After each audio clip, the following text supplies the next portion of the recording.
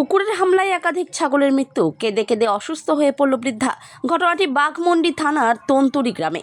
বুধবার বিকেল 5টা নাগাদ স্থানীয় সূত্রে জানা গিয়েছে, বাঘমুন্ডির তন্তুরি গ্রামে কুকুরের হামলায় ছাগলের মৃত্যু ঘিরে এলাকায় চাঞ্চল্যের পাশাপাশি পরিবারের মধ্যে শোকের ছায়া নেমেছে। গ্রামের বাসিন্দা বিঘানাথ কৈরি জানান, রীতিমতো কুকুরের ভয়ে আমরা আতঙ্কে আছি। 2 পয়সার আশায় বেশ কয়েকটি ছাগল পোষা হয়েছে, তবে কিছুদিন থেকে একাধিক কুকুরের দল হামলা চালাচ্ছে।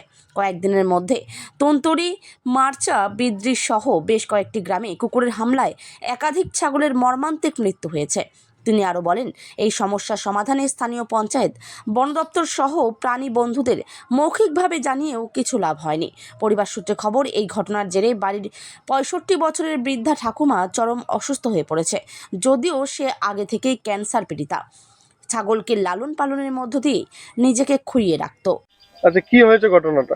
ঘটনা হচ্ছে যে আমাদের এই ছাগলগুলো এখানটা বাঁধা আছে, সেই ছাগলগুলা বাঁধা রঙে কুকুরে আসে, দল কুকুর আসে নিয়ে ধরিয়ে দেখো আর কি কিরকম মারি নিয়েছে কুকুরটাকে, এই মানে ছাগলটা মরিয়ে গেল। তো এই ছাগলগুলোর জন্যই তো আমরা এই রাখছি যে 2 পয়সা বাড়বে বা হবে বলি, কিন্তু ছাগলটাকে মরাই দিল। আজকে আমার মারলো, ইয়ার আগে যে বাচ্চাটা যেটা জ্বর ছিল সেটা কয়েকদিন আগে মরাইছি, সেটা গেল। তারপরে আমার দাদার ওই ছাগল ছিল, ওই কিছুদিন আগে বাঁধা আমার বাড়ির উপরটাই, ওয়ার ছাগলকে মারলো। তারপরে বিদ্যুৎ আলাদের ছাগলকে ধরলো। এরকম ভাবে সবার ছাগলকে মনে করে মারছে। কুকুর হামলা চালাচ্ছে ছাগলের উপর নাকি? হ্যাঁ, ছাগল ওই প্রতিদিনই মারছে আসিয়ে। দল কুকুর কোন দিকে আসছে আমরা তো বুঝতে পারছি না। এইরকম কুকুর আসে ক্ষতি করে দিচ্ছে। কথা জানিয়েছেন এই ব্যাপারটাকে নিয়ে?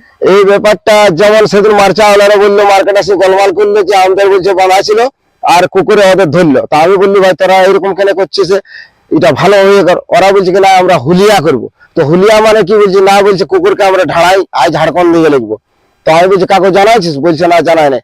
আমি বলছি ভাই আমার এরকম ছাগলকে অন্যায় করে না, আমি ওই রাধুকে জানালি, ওর বউ নাকি প্রাণী বন্ধু বটে, বীরেন ডাক্তারকে জানালি, ও নাকি প্রাণী বন্ধু বটে। তারপরে ওরা বললি যে না কুকুরকে পঞ্চায়েতকে আগেবারও জানাইছি, আজকেও জানালি, আগেবারও জানাইছি।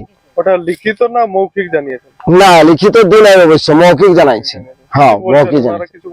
ওনারা কিছু বলছে না, বলছে কুকুরের অত্যাচার এরকম হচ্ছে, তো দেখা যাক, আমি বলছি। তারপরে সিভিক যারা আছে আমাদের গ্রাম সিভিক, তারাকেও জানাইছি। বন দপ্তর যেমন ফরেস্ট ডিপার্টমেন্ট, তাদেরকেও জানাইছি। সে বললো যে এটা আমাদের নয়, না এটা আমাদের নয় বলে দিল। ওরা বলছে তারা এই প্রাণী বন্ধু আছে, তাদেরকে জানান। কি চাইছেন, কি হলে ভালো হবে? এটা আমরা বলতে চাইছি যে সবার তো ক্ষতি হচ্ছে, তো ছাগলটা পোষার মানে কি 2টা পয়সা আয় হবে। তো সেই আয়ের রাস্তাটা তো বন্ধ হয়ে গেছে কুকুরের অন্যায়, সেটা আমরা যদি ক্ষতিপূরণ কিছু পাই, সেই জন্য আমরা ইয়াকে জানাচ্ছি। আর কুকুর কিভাবে আমাদের শাসন হবে। কি নাম আপনার?